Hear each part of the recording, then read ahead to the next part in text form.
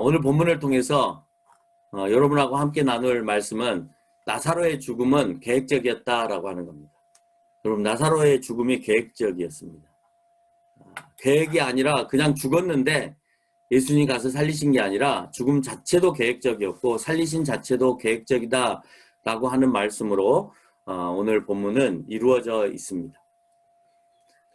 여러분 혹시 자녀나 친구나 부부 사이에 선물을 해본 적 있죠? 그때 상대방이 여러분이 준 그 선물을 받고 감동을 받읍니까? 받지 않읍니까? 받죠. 근데 아이들의 경우에 보면 사실 부모가 주는 선물이 부모가 해줄 수 있는 능력에서 아주 조그만 거거든요. 조그만 건데 아이들은 그 선물에 관심이 있지 부모의 그 뒷마음이라든지 아니면 부모가 가지고 있는 것이 전부 자기 것이다 라고 하는 생각을 못하는 것 같아요. 근데 우리가 그러는 것 같습니다.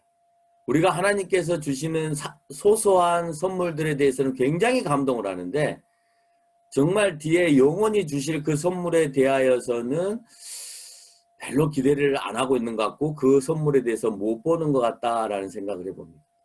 부부 사이도 그렇습니다. 어쩌면 여러분의 남편들이나 아니면 여러분의 부모들이나 여러분의 자녀들이 부부를 위해서 또는 자녀를 위해서 또는 부모님을 위해서 큰 선물을 준비해 놨는데 지금 당장 주는 거 금반지 한 돈, 큐빅 하나 아니면은 멋있는 스카프 하나, 멋있는 핸드백 하나에 더 감사하는 모습을 우리가 보게 되죠.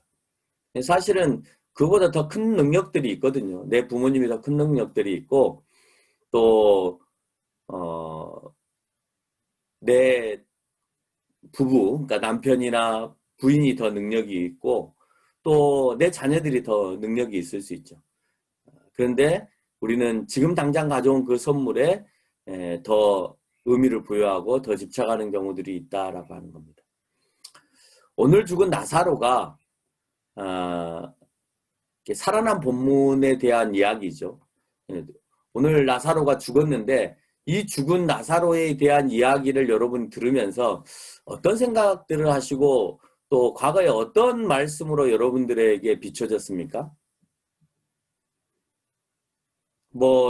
아마 대부분 사람들은 그런 생각들을 했을 거예요.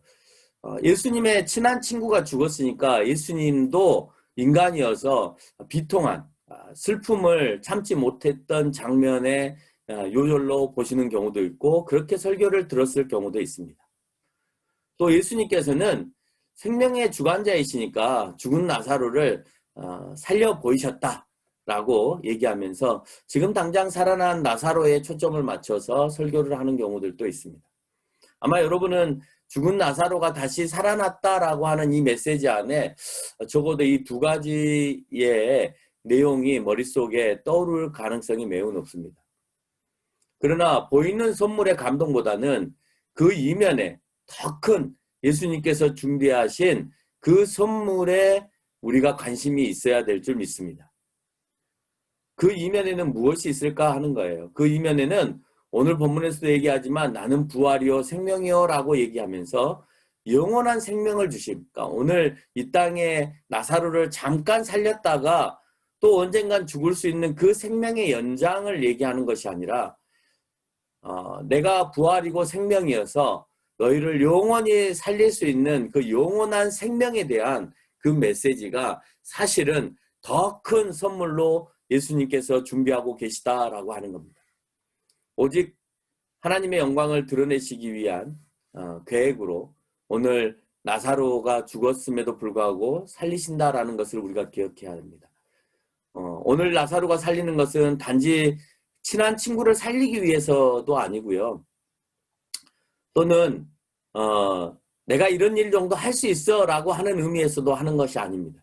오늘 나사로를 살린 것은 하나님께 영광이 돌려지는 것이고 또 하나님으로 오신 예수 그리스도에게 영광을 돌려지는 일.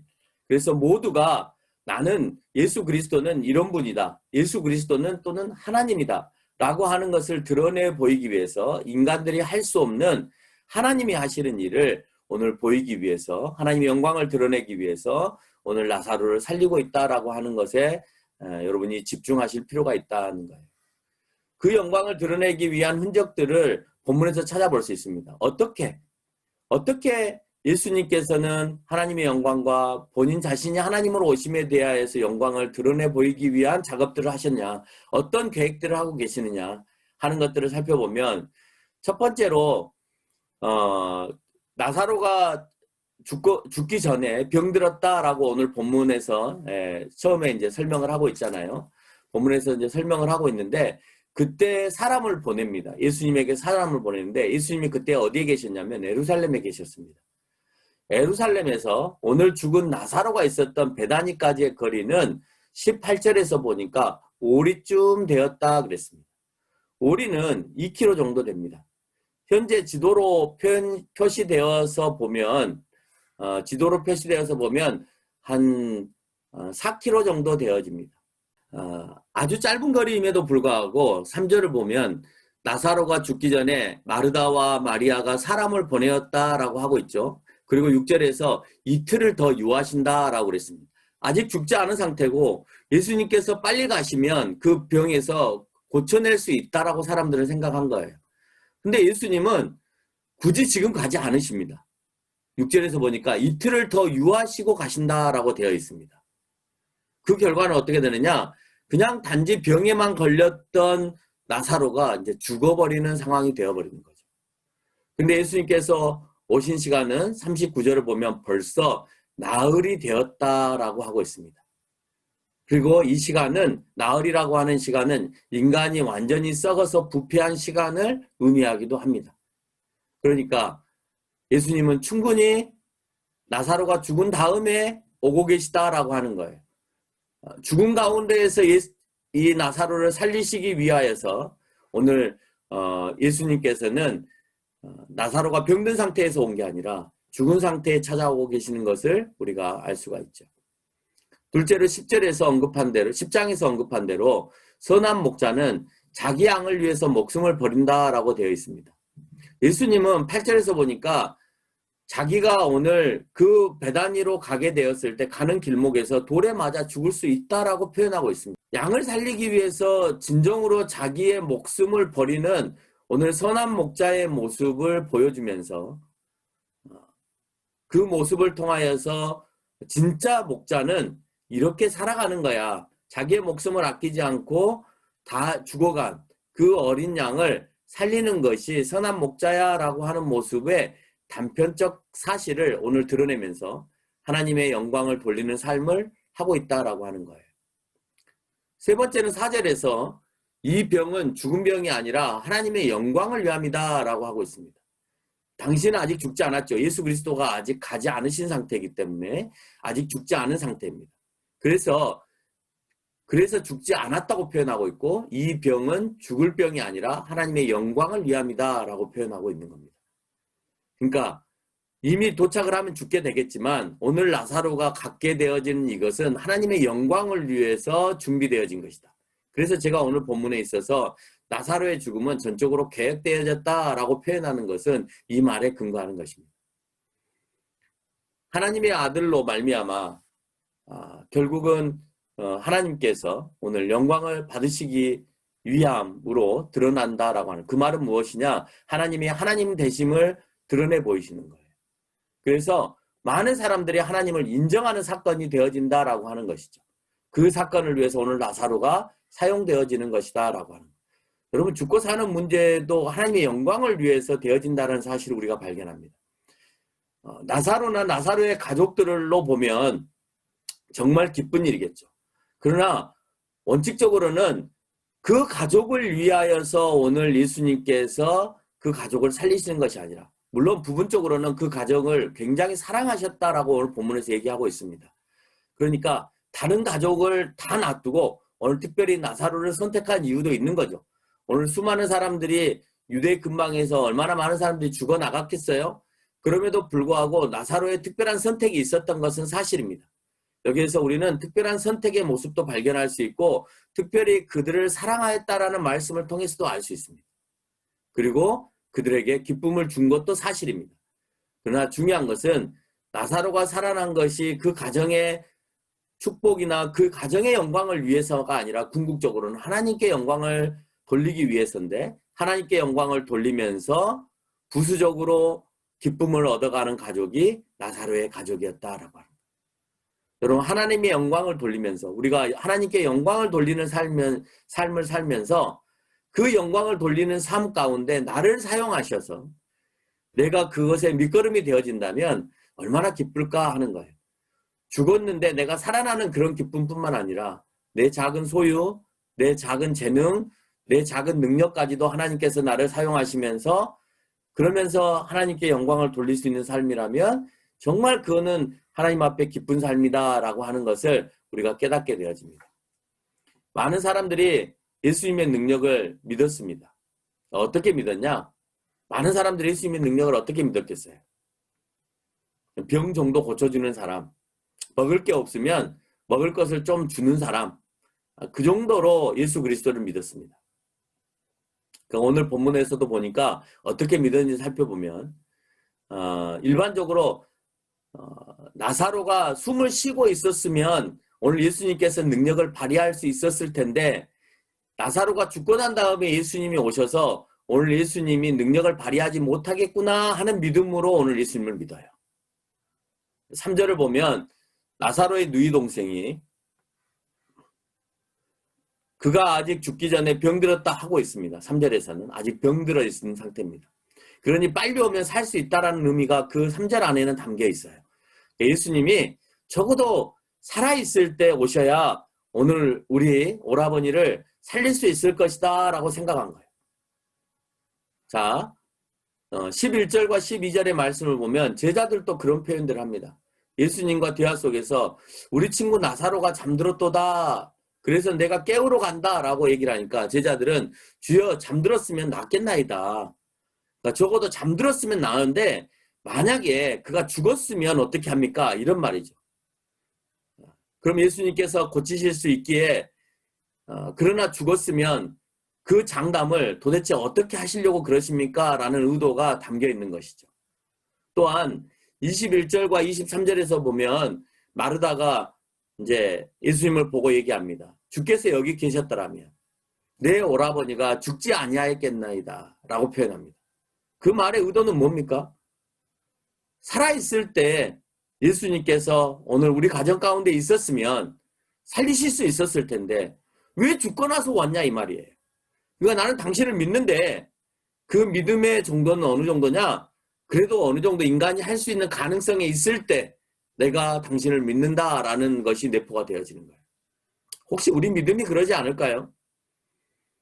이 정도는 하나님께서 해주실 수 있을 거야. 그런데 이거는 도저히 할 수 없는 일이야.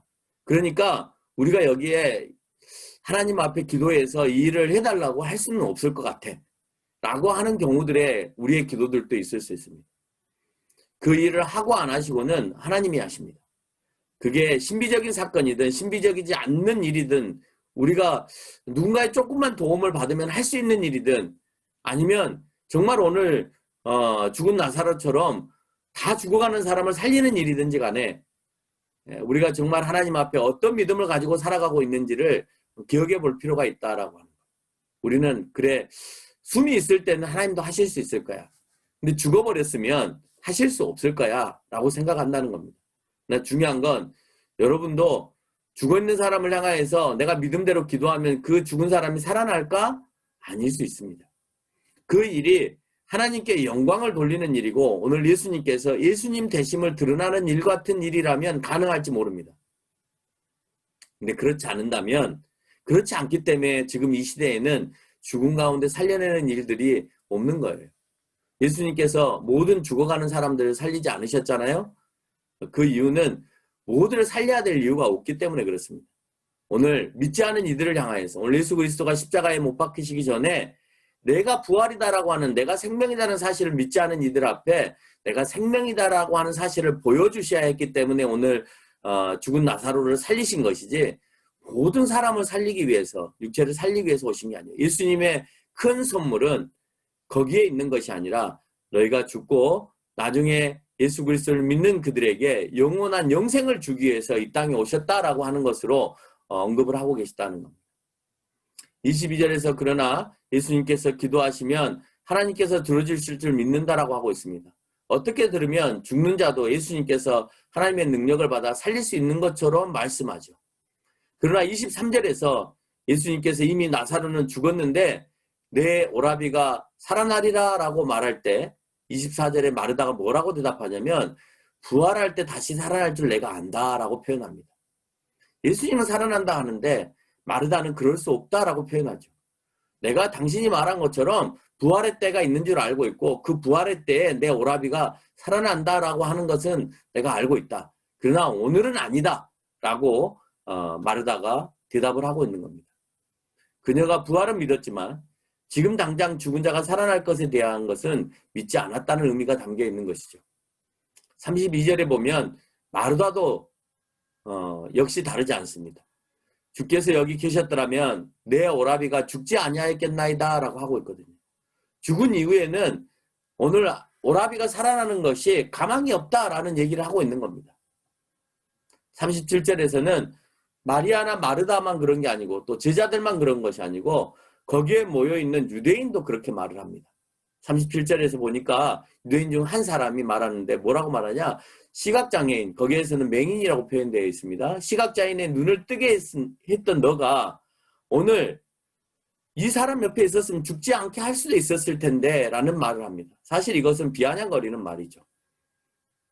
근데 네가 오늘 다 죽어버린 사람을 살릴 수 있다고? 말도 안 돼 라는 표현인 것입니다. 이제 죽었으니 어떻게 할 수 없을 거야 라는 말로 오늘 예수님에게 대답하는 것이죠. 제자도 그렇게 말합니다. 나사로의 가족들도 그렇게 말했습니다. 유대인들도 모두 병이 깊어서 살아있으면 기대를 해보겠지만 죽었으니 방법이 없다라고 얘기하고 있습니다. 그들에게 오늘 하나님께서는 당신과 예수님의 영광을 위해 죽은 자를 살리신다라고 표현하고 있습니다. 궁극적으로는 아직도 믿음 없는 그들에게 이 사건을 통하여서 믿음을 주기를 원하고 있는 것을 우리가 알 수가 있죠. 나사로를 죽음에서 살리시는 것은 이전의 병에서 고치시는 개념에서 세상에서 누구도 가능하지 않는 하나님만이 가능하신 죽음 가운데 살리신 그 일을 하나님인 내가 너희에게 보이시겠다라고 설명하고 있습니다. 이것이 곧 내가 너희에게 받을 영광이다 라고 또다시 표현하는 것이죠. 예수님은 일반적인 사람들의 생각과 정반대로 행동하시고 말씀하시고 또 고정관념을 깨뜨리십니다.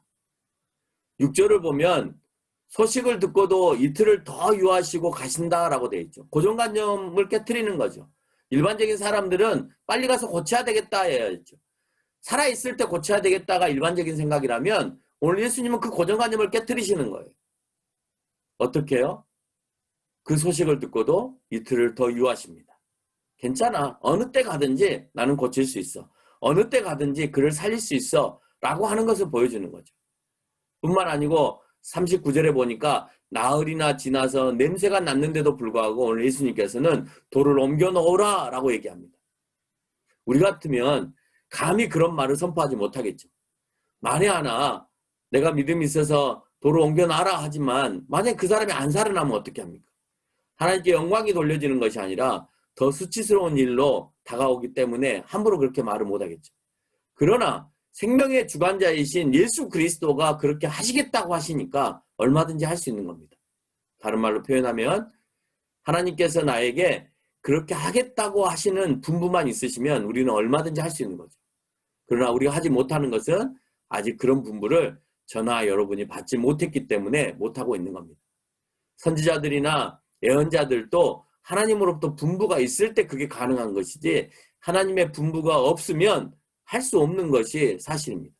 무조건 믿음만 있다고 되는 것이 아니라 그것이 하나님의 계획이고 하나님의 영광일 때 그것이 드러난다라고 하는 것을 우리가 알 수 있습니다. 예수님은 여기 모인 모든 사람들 앞에 하나님과 나는 동등하다라는 것을 나타냅니다. 이 일을 할 수 있는 이는 하나님이라는 것을 너희들이 알고 있지. 그런데 너희들이 알고 있음에도 불구하고 왜 너희는 나를 하나님으로 믿지 않아? 라고 하는 것을 드러내기 위해서 오늘 예수님께서는 죽은 나사로를 살리시는 거예요. 죽음을 주관하시는 이가 하나님이시다라고 하는 것을 유대인들은 알고 있었습니다. 그러면 오늘 이 시간에 죽은 자를 살려낼 때 예수 그리스도가 하나님이심을 그들은 믿어야 되는 것이죠.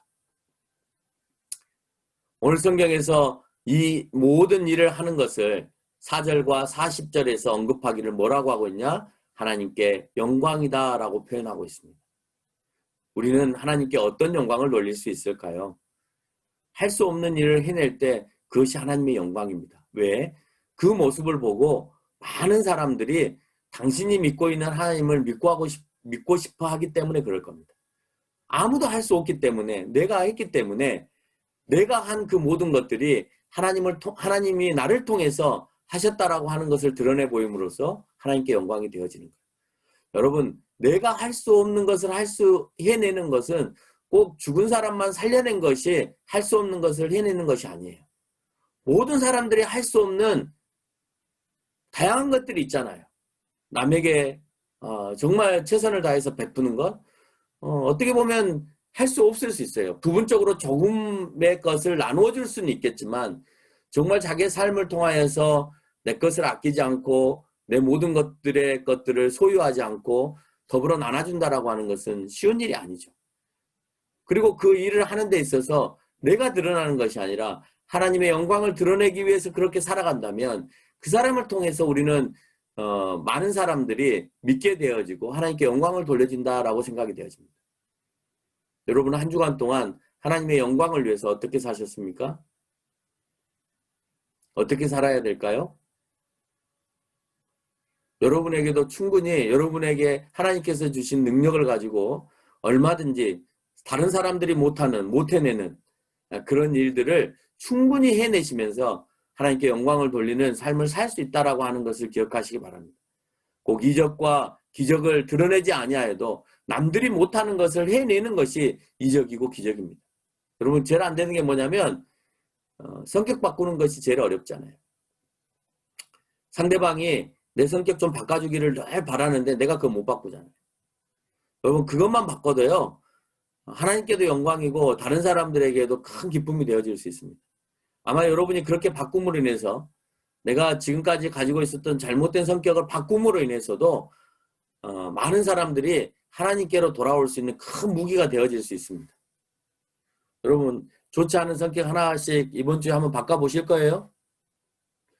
그래서 하나님께 한번 영광을 돌려보실랍니까?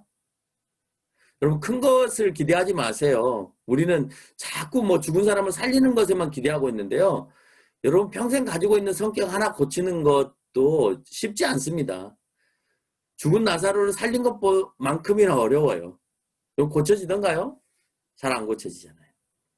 여러분이 예전부터 고치고 싶었던 것들이 있던 것들을 고침으로 인해서 주변 사람들이 놀라게 한번 만들어주세요. 저도 한번 해보겠습니다. 여러분도 한번 해보시기 바랍니다.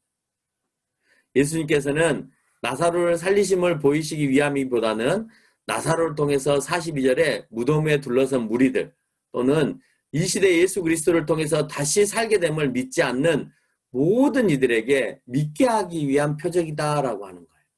거기 둘러서 보고 있는 사람들, 어디 예수가 고치나 다시 살리나 살리지 않나 라고 하는 그 모습을 보고 있는 그 무리들을 향하여서, 또는 오늘 이 시대에 아직도 믿음이 없는 이들을 향하여서, 그래 성경에 예수님께서 그런 일을 하셨대, 그런데 앞으로 우리에게 영원히 살 수 있는 영생을 주시는 분이시대 그분이, 라고 하는 것을 믿게 하기 위해서 오늘 표적을 행하셨고 그것을 성경에 담아 놓으셨고, 그래서 우리는 그 성경을 통하여서 믿게 되어지는 거예요.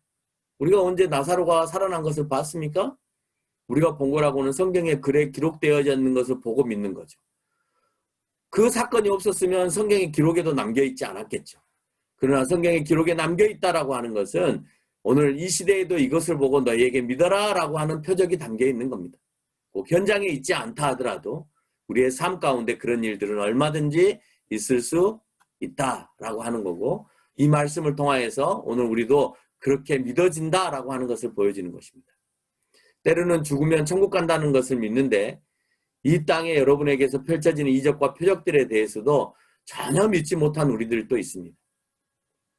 때로 반대로도 우리가 믿습니다. 오늘 마리아와 마르다처럼 오늘 현실 속에서 일어날 일들에 대해서는 안 믿고 저 천국에서 일어날 부활의 생명을 얻을 것에 대해서는 믿는 사람도 있습니다. 그래 나 천국 가 이것은 믿는데 오늘 이 땅에서 펼쳐질 이적과 표적에 대해서는 그거는 아니야.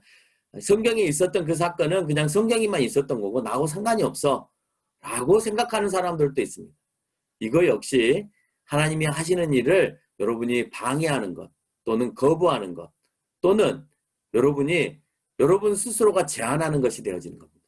하나님은 이 땅에서 어떤 모습으로 이적과 표적을 만들어내실지 모르고요. 또 우리가 당연히 믿어야 되는 것은 저 천국에 우리가 부활과 영생을 더불어 함께 믿어야 되는 것이죠. 그러나 중요한 건 이 땅의 이적과 표적은 작은 선물이라는 거예요. 우리 하나님께서 우리에게 준비하시는 것은 영원히 사는 영생을 준비하고 계시다라고 하는 그 선물에 사실은 우리가 목표를 삼고 또 그 표대를 보고 우리가 살아가는 것이 맞죠. 그러나 이 땅에서 이적과 표적이 일어나지 않을 거야 라고 생각하는 것은 오산이다 라고 하는 거죠. 또는 이 엄청난 사건을 경험했는데 믿음 없이 행동하는 이들도 있습니다. 44절로 46절에서 말하고 있는 것처럼 어떻게든지 흠을 잡아서 바리새인들에게 이 사실을 알리려고 했던 무리들이 그 가운데도 있었습니다. 대표적으로 47절 이후의 내용을 보면 예수님을 죽일 건수를 잡고 논의하는 이들이 있고 그래서 그들 가운데는 전혀 믿음이 생기지 않는 것을 볼 예수님을 죽일 빌미가 생긴 것이고 이들에게는 예수님에 대한 두려움보다는 현재 권력이 더 두려운 겁니다. 우리도 사실은 예수님이 두려운 것보다 여러분 주변에 있는 그 힘들이 더 두려워서 내가 예수님을 더 멀리할 수 있는 삶도 살아갈 수 있습니다. 여러분 그것들을 이겨내는 것이 우리가 적어도 예수님 안에서 믿는 사람의 모습이다라고 하는 거예요. 전형적으로 오늘 본문에서 예수님을 믿지 않은 한 부류의 모습이 등장하는데요. 그 한 부류의 모습은 바리새인의 그 권력의 앞잡이 노릇을 하면서 오늘 이 사실을 고발하고 있는 한 무리들만 오늘 믿음이 없는 사람으로 성경은 언급하고 있습니다. 나머지 사람들은요. 오늘 이 영광의 모습을 보고 예수 그리스도를 다 믿었더라라고 표현하고 있습니다. 결론을 맺겠습니다. 여러분은 여러분에게 있어서 가장 절대자는 누구이냐라고 하는 것을 한번 생각해 보시기 바랍니다. 나에게 있어서 가장 권력자는 누구이냐? 나에게 있어서 가장 힘의 근원이 되시는 이는 누구이시냐? 사장님이냐? 아니면 여러분의 지휘관들이냐? 아니면 여러분의 상사들이냐? 아니면 예수님이시냐? 아니면 여러분의 부모님들이냐? 아니면 누구냐? 그 절대자가 누구냐? 나는 왜 그 사람의 눈치들을 보면서 살아야 되느냐? 예수님의 눈치가 아닌 그것을 한번 생각해 보시고 여러분은 어떤 선물을 더 기대하고 계시냐라고 하는 것도 생각해 보세요. 저는 하나님의 나라에 대한 소망도 우리가 반드시 놓쳐버리지 않아야 될 소망이라고 생각하지만 다른 한편으로는 이 땅에서 일어날 내 주변에서 일어날 하나님의 영광된 그 이적과 기적들에 대한 것도 사모합니다. 나는 그것이 끊어지지 않았다고 생각하고 없어지지 않았다고 생각합니다. 하나님께서 반드시 우리 교회 가운데 필요하다고 생각하고 우리 교인 가운데 필요하다고 생각하시면 반드시 역사하실 거라고 생각합니다. 그러나 중요한 것은 나는 적어도 예수님은 아니다라고 하는 겁니다. 오늘 본문에서는 예수님이 그 일을 감당하고 계시다라고 하는 것을 보면 예수님과 제가 다르지만 분명히 나를 통하여서 선지자나 또는 사도들에게 행하셨던 그런 이적과 기적들 정도는 나에게도 필요하시다고 하면 얼마든지 가능하게 하시다라고 하는 것을 저는 확신합니다. 그래서 언젠가는 사용하실 걸로 믿습니다. 그 언젠가는 언젠지 모르겠지만 어쨌든 반드시 여러분의 믿음을 하나님께서 체크하고자 하실 때에 그 일을 하실 거라고 생각해요. 오늘 나사로를 살리신 것은 믿음 없는 이들에게 하나님과 예수 그리스도께서 영광 받으시기 위해서 계획된 사건이었다라고 하는 사실을 우리가 기억하고 내 마음 가운데 죽은 나사로를 살리신 이 사건이 자리 잡는 그래서 정말 내가 예수 그리스도에 대한 믿음의 확신이 있는 저와 여러분이 되시기를 주님의 이름으로 축원합니다.